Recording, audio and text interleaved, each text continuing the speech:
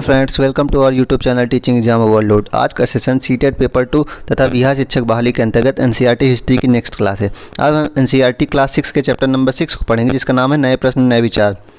इसमें प्रथम बिंदु बनता है कि बौद्ध धर्म के संस्थापक सिद्धार्थ थे, जिन्हें गौतम के नाम से भी जाना जाता था। तो बौद्ध धर्म के संस्थापक सिद्धार्थ थे, जिन्हें गौतम के नाम से भी जाना जाता था, तथा इनका जन्म लगभग 2500 वर्ष पूर्व हुआ था। बुद्ध क्षत्रिय थे तथा शाक्य नामक एक छोटे से गण से संबंधित थे। यह इंपॉर्टेंट बिंदु है कि बुद्ध क्षत्रिय थे तथा शाक्य नामक एक छोटे से गण या कुल से संबंधित थे। युवा अवस्था में ही ज्ञान की खोज में उन्होंने घर के सुखों को छोड़ दिया था। तो युवा अवस्था में ही ज्ञान की खोज में उन्होंने घर के सुखों को छोड़ दिया था। अनेक वर्षों तक वे भ्रमण करते रहे तथा अन्य विचारकों से मिलकर चर्चा करते रहे। तो अनेक वर्षों तक वे भ्रमण करते रहे तथा अन्य विचारकों से मिलकर चर्चा करते रहे। अंततः ज्ञान की प्राप्ति के लिए उन्होंने स्वयं ही रास्ता ढूंढने का निश्चय किया। अंततः ज्ञान की प्राप्ति के लिए उन्होंने स्वयं ही रास्ता ढूंढा। इसके लिए उन्होंने बोध गया में एक पीपल के नीचे कई दिनों तक तपस्या की। यह इंपॉर्टेंट बिंदु है कि उन्हें ज्ञान कहाँ प्राप्त हुआ था। तो उन्हें ज्ञान बोध गया बिहार में एक पीपल वृक्ष के नीचे प्राप्त हुआ था। यहाँ से ज्ञान प्राप्त करने के बाद वे वाराणसी के निकट स्थित सारनाथ गए, जहाँ उन्होंने पहली बार उपदेश दिया। यह प्रश्न बनता है कि गौतम बुद्ध ने पहला उपदेश कहाँ दिया, तो वे वाराणसी के निकट सारनाथ में दिया। कुशीनगर में मृत्यु से पहले का शेष जीवन उन्होंने पैदल ही एक स्थान से दूसरे स्थान में यात्रा करने और लोगों को शिक्षा देने में व्यतीत किया। तो दूसरा इंपॉर्टेंट बिंदु यह है कि उनकी मृत्यु कहाँ हुई थी, तो वे कुशीनगर में हुई थी। अगला बिंदु है कि बुद्ध ने शिक्षा दी कि यह जीवन कष्टों और दुखों से भरा हुआ है। तो बुद्ध ने यह शिक्षा दी कि यह जीवन कष्टों और दुखों से भरा हुआ है और ऐसा हमारी इच्छा और लालसाओं के कारण होता है। तो यह दुख जो होते हैं वो हमारी इच्छा और लालसाओं के कारण होता है। कभी कभी हम जो चाहते हैं वह प्राप्त करने के लिए बाद भी संतुष्ट नहीं हो पाते हैं। तो कभी कभी हम जो चाहते हैं वह प्राप्त करने के बाद भी संतुष्ट नहीं होते हैं और अधिक वस्तुओं के पाने की इच्छा करने लगते हैं। बुद्ध ने इसे लिप्सा या तृष्णा कहा है। बुद्ध ने इसे लिप्सा या तृष्णा कहा है। तो अगर प्रश्न बनेगा लिप्सा या तृष्णा क्या होता है, तो जो हमारी इच्छाएं और लालसाएं होती हैं उन्हें तृष्णा या इच्छा कहा गया है, तृष्णा या लिप्सा कहा गया है। इसमें अगला बिंदु है कि किस्सा गौतमी की कहानी। तो किस्सा गौतमी की कहानी किससे संबंधित प्रश्न ये बनेगा, तो वह बौद्ध धर्म से संबंधित है और इसमें कुछ खास नहीं है। अगर ये प्रश्न यही बन सकता है कि किस्सा गौतमी की कहानी किस धर्म से संबंधित है, तो गौतम बुद्ध अर्थात बौद्ध धर्म से संबंधित है। अगला बिंदु है कि उपनिषद किसे कहते हैं। जिस समय बुद्ध उपदेश दे रहे थे उसी समय या उससे भी थोड़ा पहले दूसरे अन्य चिंतक भी कठिन प्रश्न को उत्तर ढूंढने में प्रयास कर रहे थे। तो जिस समय बुद्ध अपना उपदेश दे रहे थे अर्थात बौद्ध धर्म फैला रहे थे, उसी समय या उससे थोड़ा सा पहले अन्य चिंतक भी कठिन प्रश्नों का उत्तर ढूंढ रहे थे। उन्होंने इसका वर्णन आत्मा तथा ब्रह्मा अर्थात सार्वभौम आत्मा के रूप में किया था। जो यह प्रयास कर रहे थे उन्होंने इसका वर्णन आत्मा तथा ब्रह्मा अर्थात सार्वभौम आत्मा के रूप में किया था। वे मानते थे कि अंततः आत्मा तथा ब्रह्मा एक ही हैं। वे मानते थे कि अंततः आत्मा और ब्रह्म एक ही हैं। ऐसे कई विचारों का संकलन उपनिषद में हुआ। उपनिषद उत्तर वैदिक ग्रंथों का हिस्सा थे। यह प्रश्न इंपॉर्टेंट है कि उपनिषद उत्तर वैदिक ग्रंथों का हिस्सा थे। उपनिषद का शाब्दिक अर्थ हुए गुरु के समीप बैठना। यह इंपॉर्टेंट बिंदु है कि उपनिषद का शाब्दिक अर्थ क्या है, तो गुरु के समीप बैठना तथा उपनिषद उत्तर वैदिक ग्रंथों का हिस्सा थे। इन ग्रंथों में अध्यापक और विद्यार्थियों के बीच बातचीत का संकलन किया गया है तथा उपनिषदों की संख्या 108 है। अगला बिंदु है कि भारतीय दर्शन की 6 पद्धति या 6 दर्शन। इसमें है कि सदियों से भारत द्वारा सत्य की बौद्धिक खोज की प्रतिनिधित्व दर्शन की 6 शाखाओं ने किया है। तो सदियों से भारत द्वारा सत्य की बौद्धिक खोज का प्रतिनिधित्व दर्शन की 6 शाखाओं ने किया है। ये हैं वैशेषिक, न्याय, सांख्य, योग, पूर्व मीमांसा तथा वेदांत या उत्तर मीमांसा के नाम से जाने जाते हैं। तो जो 6 दर्शन में कौन कौन से हैं, वैशेषिक, न्याय, सांख्य, योग, पूर्व मीमांसा या और वेदांत अथवा उत्तर मीमांसा। दर्शन की इन 6 पद्धतियों की स्थापना क्रमशः ऋषि कणाद ने की थी। ऋषि कणाद, गौतम, कपिल, पतंजलि, जैमिनी और व्यास द्वारा की गई थी। तो न्याय अर्थात इसमें वैशेषिक दर्शन की प्रतिपादन कणाद ने किया था, न्याय का प्रतिपादन गौतम ने किया था, सांख्य का कपिल ने किया था, योग का पतंजलि ने किया था, पूर्व मीमांसा का जैमिनी ने तथा उत्तर मीमांसा का व्यास द्वारा ने किया था। जो आज भी देश में बौद्धिक चर्चा का दिशा देते हैं। अगला बिंदु है कि बुद्धिमान भिखारी किस उपनिषद में आया है? तो यह प्रश्न बनता है कि बुद्धिमान भिखारी का वर्णन किस उपनिषद में किया गया है? तो यह वार्तालाप छांदोग्य उपनिषद नामक प्रसिद्ध उपनिषद की एक कहानी पर आधारित है। तो बुद्धिमान भिखारी, यह प्रश्न इंपॉर्टेंट है कि यह वार्तालाप बुद्धिमान भिखारी वाली छांदोग्य उपनिषद नामक प्रसिद्ध उपनिषद की एक कहानी पर आधारित है। अगला बिंदु है कि इन्हीं चर्चाओं में भाग लेने वाले अधिकांश, अर्थात उपनिषद में भाग लेने वाले अधिकांशतः पुरुष ब्राह्मण तथा राजा होते थे। कभी कभी गार्गी जैसे स्त्री विचारकों का भी उल्लेख मिलता है। तो उपनिषद में भाग लेने वाले अधिकांशतः पुरुष ब्राह्मण या राजा होते थे तथा कभी कभी गार्गी जैसी स्त्री विचारकों का भी उल्लेख मिलता है। विद्वता के लिए प्रसिद्ध गार्गी राज दरबारों में होने वाली वाद विवाद में भाग लिया करती थी। तो गार्गी जो है वो विद्वता के लिए प्रसिद्ध थी, जो राज दरबारों में होने वाले वाद विवादों में भाग लिया करती थी। निर्धन व्यक्ति इस तरह के वाद विवाद में बहुत कम ही हिस्सा लेते थे। निर्धन व्यक्ति उपनिषद की वाद विवादों में बहुत कम ही हिस्सा लेते थे। इस तरह का एक प्रसिद्ध अपवाद सत्यकाम जाबाल का है। परंतु एक अपवाद है जो सत्यकाम जाबाल का है, यह इंपॉर्टेंट बिंदु जो पेपर में आ सकता है, आता है कि सत्यकाम जाबाल का नाम उसकी दासीन माँ के नाम पर पड़ा था। सत्यकाम जाबाल का नाम उसकी दासी माँ के नाम पड़ा था। सत्यकाम के मन में सत्य जानने की तीव्र जिज्ञासा उत्पन्न हुई। गौतम नामक एक ब्राह्मण ने उन्हें अपने विद्यार्थी के रूप में स्वीकार किया। तो गौतम नामक एक ब्राह्मण ने उन्हें अपने विद्यार्थी के रूप में स्वीकार किया था तथा वह अपने समय के सर्वाधिक प्रसिद्ध विचारकों में से एक बने गए थे। उपनिषद के कई विचारों का विकास बाद में प्रसिद्ध विचारक शंकराचार्य के द्वारा किया गया। तो अगर प्रश्न आएगा कि उपनिषदों में एक अपवाद क्या है, तो वह सत्यकाम जाबाल है। सत्यकाम जाबाल गरीब होते हुए भी उपनिषदों की शिक्षा ली थी तथा इनके गुरु गौतम ब्राह्मण थे। अगला बिंदु है कि व्याकरणविद पाणिनि। इस युग में कुछ अन्य विद्वान भी खोज कर रहे थे। उन्हीं प्रसिद्ध विद्वानों में एक पाणिनि ने संस्कृत भाषा के व्याकरण की रचना की थी। तो पाणिनि ने संस्कृत भाषा के व्याकरण की रचना की थी। उन्होंने स्वर तथा व्यंजनों की एक विशेष क्रम में रखकर उनके आधार पर सूत्रों की रचना की थी। यह सूत्र बीजगणित के सूत्रों से काफ़ी मिलते जुलते थे। इसका प्रयोग कर उन्होंने संस्कृत भाषा के प्रयोग में के नियम लघु सूत्र लगभग 3000 के रूप में लिखे हैं। तो पाणिनि ने प्रमुखता यही प्रश्न बनता है कि पाणिनि ने किस व्याकरण की जो रचना की थी उसका नाम क्या है, तो वह अष्टाध्यायी नाम से बुक की थी उनकी। अगला बिंदु है जैन धर्म। तो जैन धर्म इस युग में अर्थात लगभग 2500 वर्ष पूर्व जैन धर्म के 24 तथा अंतिमवें तीर्थंकर वर्धमान महावीर ने अपने विचारों का प्रसार किया। तो लगभग 2500 वर्ष पूर्व जैन धर्म के 24वें व अंतिम तीर्थंकर महावीर ने अपने विचारों का प्रसार किया। वह वज्जी संघ के लिच्छवी कुल के एक क्षत्रिय राजकुमार थे। तो वह वज्जी संघ के लिच्छवी कुल के एक क्षत्रिय राजकुमार थे।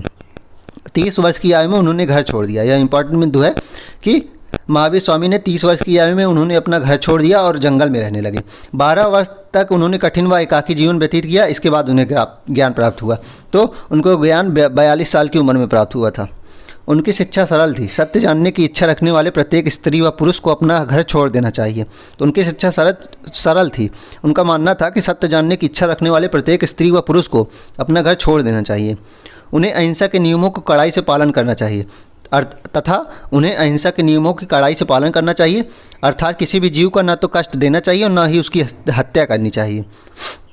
महावीर का कहना था कि सभी जीव जीना चाहते हैं, सभी के लिए जीवन प्रिय है। महावीर ने अपनी शिक्षा प्राकृत में दी थी। तो महावीर ने अपनी शिक्षा, यह प्रश्न बनता है कि किस भाषा में दी थी, तो उन्होंने अपनी शिक्षा प्राकृत भाषा में दी थी।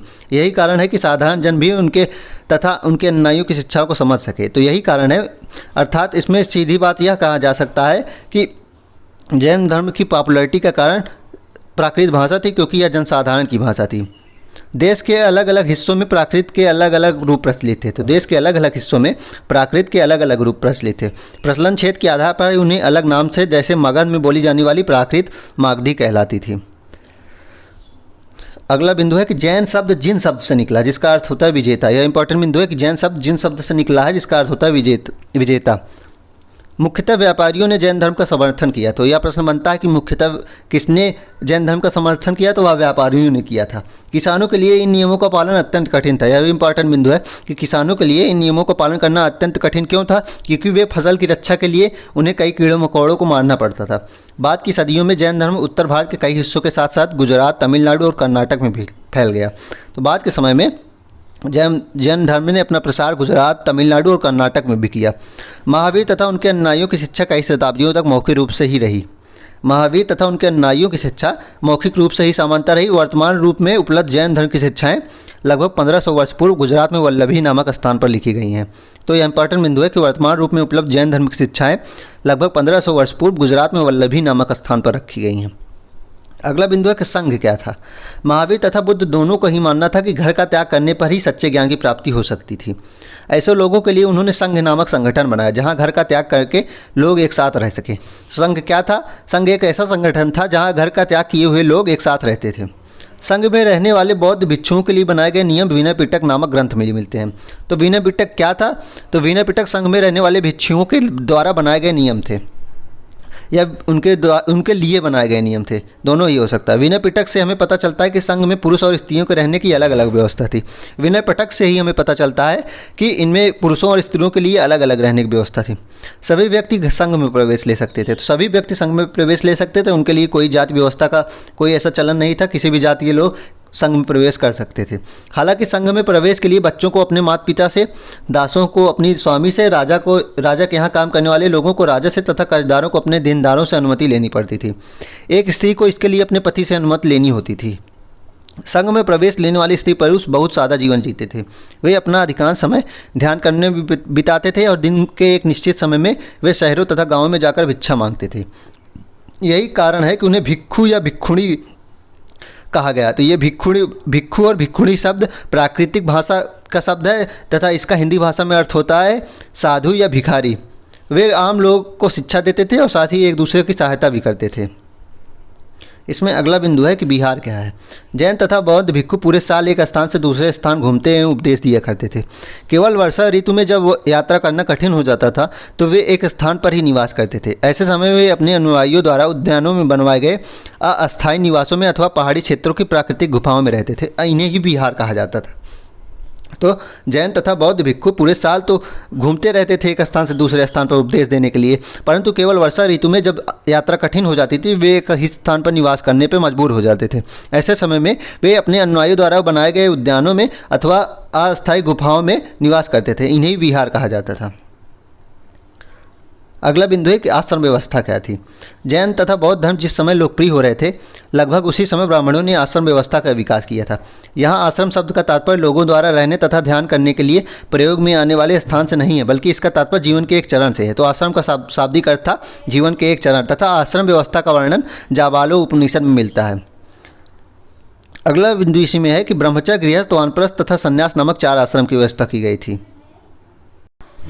ब्रह्मचर्य के अंतर्गत ब्राह्मण, क्षत्रिय तथा वैश्य से यह अपेक्षा की जाती थी कि इस चरण के दौरान वे सादा जीवन बिताकर वेदों का अध्ययन करेंगे। गृहस्थ आश्रम के अंतर्गत उन्हें विवाह कर एक गृहस्थ के रूप में रहना होता था। वानप्रस्थ के अंतर्गत उन्हें जंगल में रहकर साधना करनी होती थी तथा संन्यास आश्रम की तैयारी करनी होती थी। आश्रम व्यवस्था ने लोगों को अपने जीवन का कुछ हिस्सा ध्यान में लगाने पर बल दिया था। प्रायः स्त्रियों को वेद पढ़ने की अनुमति नहीं थी। तो यह इंपॉर्टेंट बिंदु है कि स्त्रियों को पढ़ने की प्रायः अनुमति नहीं थी वेदों को पढ़ने की, और उन्हें अपने पतियों द्वारा पालन किए जाने वाले आश्रम का ही अनुसरण करना पड़ता था। अगला बिंदु है कि एटलस में ईरान को देखिए। जरथुस्त्र एक ईरानी पैगंबर थे। तो जरथुस्त्र एक ईरानी पैगंबर थे। उनकी शिक्षाओं का संकलन जिंद अवेस्ता नामक ग्रंथ में मिलता है। यह इंपॉर्टेंट बिंदु जो प्रीवियस ईयर पेपर में आ चुका है कि जरथुस्त्र के संकलन का क्या नाम है। तो जिंद अवेस्ता नामक ग्रंथ में उनके संकलन शिक्षाओं का संकलन मिलता है।